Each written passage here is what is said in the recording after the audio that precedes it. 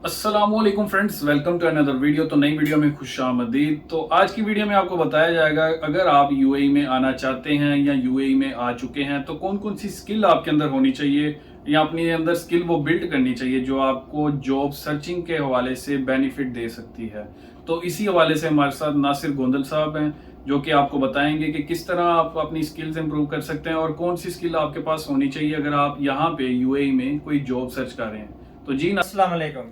तो जी अली भाई, सबसे पहले जो सबसे इम्पोर्टेंट स्किल है किसी भी जॉब के लिए, वो जो कि हमारे पाकिस्तान या इंडिया से जो भी लोग आते हैं उनके अंदर उसकी वीकनेस होती है, वो ये होती है कि उनकी कम्युनिकेशन अच्छी नहीं होती। यूएई के अंदर सबसे इम्पोर्टेंट जो है ना वो कम्युनिकेशन है। यानी कि अगर आपके पास कुछ नॉलेज है और कोई से टेक्निकल है भी नॉलेज तो या एक्सपीरियंस है, तो आप उसको जो इंटरव्यूअर है उसके सामने एक्सप्लेन नहीं कर पाते। तो इस वजह से वो वजह ये होती है कि आप एक्सप्लेन इस वजह से नहीं कर पाते कि आपके पास, क्योंकि आप पाकिस्तान या इंडिया के अंदर अपनी लोकल लैंग्वेज जो है वो बोलते हैं। पाकिस्तान के अंदर उर्दू बोलते हैं, इंडिया के अंदर आप हिंदी बोलते हैं। तो वो जो लोकल लैंग्वेज है उसकी बेस पे यहाँ आपको इंग्लिश में ही बात करनी होती है, तो हम यूज टू नहीं होते उधर से जो लोग आते हैं इंग्लिश बोलने की। इसी वजह से वो चीज़ अब जब इंग्लिश में उन्होंने ट्रांसलेट करनी होती है तो वो नहीं कर पाते।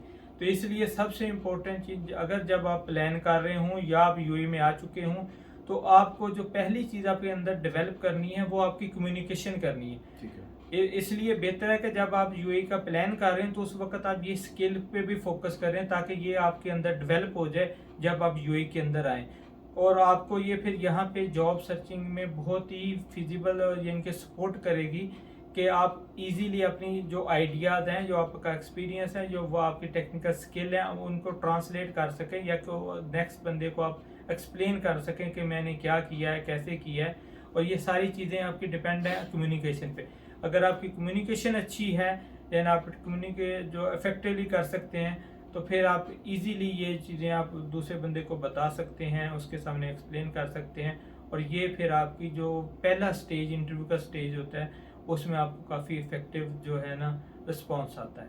ठीक तो हो ये गया। तो अली भाई पहली स्किल थी जो बहुत इम्पोर्टेंट थी। ठीक हो गया नाज़रीन जी। तो नाज़रीन, आपको पहला सवाल समझ आ गया होगा। दूसरा सवाल ये है कि अगर आपके पास कोई हुनर है तो किस तरह आप कोई टेक्निकल स्किल की बेस पे कोई अच्छी जॉब हासिल कर सकते हैं। तो इस हवाले से भी नासिर साहब आपके साथ डिस्कशन करेंगे।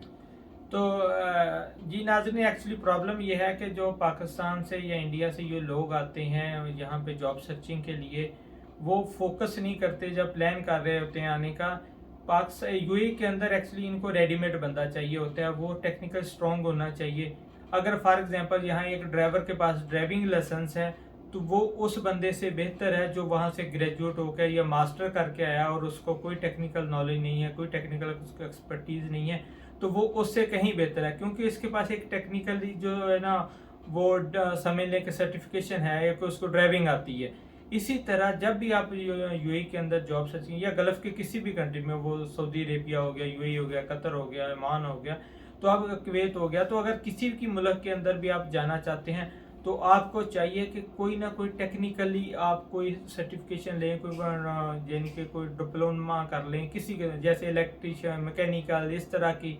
वो कोई ना कोई आप ऐसी डिग्री लेके आए या कोई ना कोई ऐसा हुनर लेके आए काम आता हो आपको, तो वो ज़्यादा बेहतर है, बजाय कि आप जनरली वैसे ही आ जाएं और यहाँ पे जॉब सर्चिंग करें तो आपको जॉब नहीं मिलेगी। उसकी वजह ये है कि आपको, क्योंकि आप किसी को एक्सप्लेन नहीं कर सकते मुझे क्या आता है। वो आपसे पूछेगा कि आपको क्या आता है, तो आपको आगे से बता देंगे कि मैंने तो कुछ किया ही नहीं, मुझे कुछ आता ही नहीं। तो इसलिए यहाँ टेक्निकल जो है ना, आपको कोई भी आपके पास स्किल होना बहुत ज़रूरी है, बजाय कि आप एक जेनेरिक जो है नॉलेज तो लेके आए, जैसे आपने मास्टर बीएससी एमएससी कर ली लेकिन आपके पास कोई टेक्निकल नॉलेज नहीं है, तो आपको जॉब बहुत मुश्किल होगी यहाँ पे। और बहुत बहुत सारे लोग इसी वजह से यहाँ पे बगैर जॉब के वापस चले जाते हैं, क्योंकि उनके पास कोई टेक्निकल स्किल नहीं होती।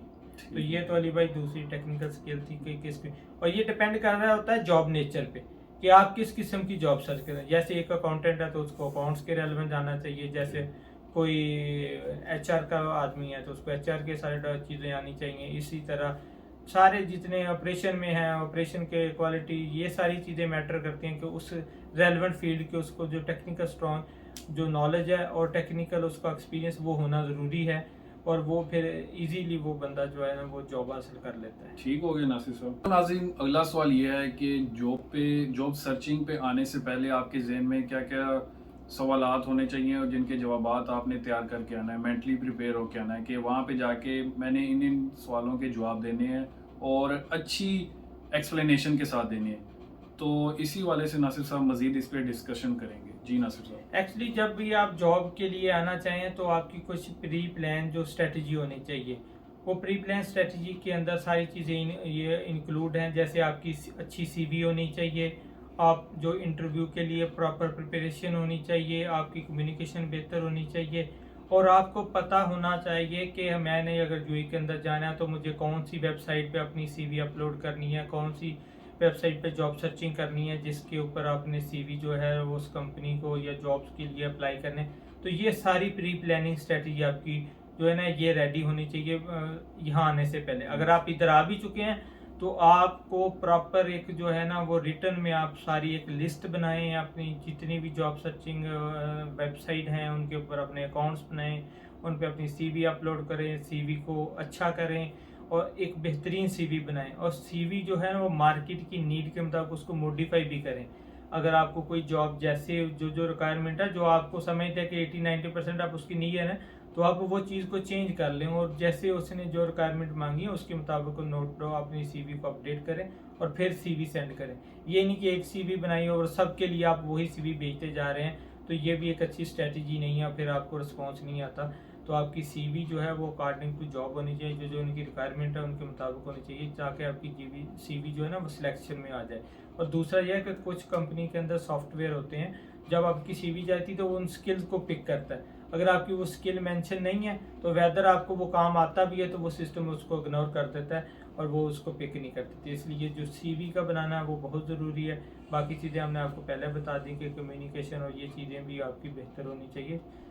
जब आप जॉब का प्लान कर रहे हो आप अपनी कम्युनिकेशन बेहतर करें, और ये क्वेश्चन आंसर इंटरव्यू का तरीकाकार क्या क्वेश्चन हो सकते हैं, तो ये सारी चीज़ें आपकी रेडी होनी चाहिए। ठीक हो गया नासिर साहब।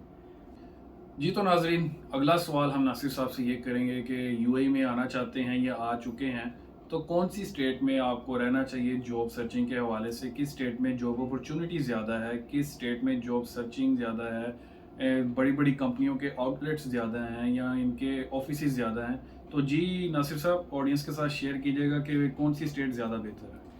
अच्छा, ये है कि ये हमारा पर्सनल एक्सपीरियंस है, ये डिफ़र भी हो सकता है, इससे कोई डिफ़र कर भी सकता है। तो मेरा पर्सनल एक्सपीरियंस ये है कि अगर आप दुबई के अंदर रहते हैं तो अब यहाँ मल्टीनेशनल ऑफिस ज़्यादा हैं, मल्टीनेशनल बिजनेस ज़्यादा हैं और इसी बेस पे आपके पास जॉब अपॉर्चुनिटी भी ज़्यादा है। ये नहीं है कि दूसरी स्टेट में जॉब नहीं है, जॉब कहीं भी आपको मिल सकती है। शारजा मिल सकती है, अबू धाबी मिल सकती है, अजमान मिल सकती है, रासल खैमा मिल सकती है, रेल मिल सकती है।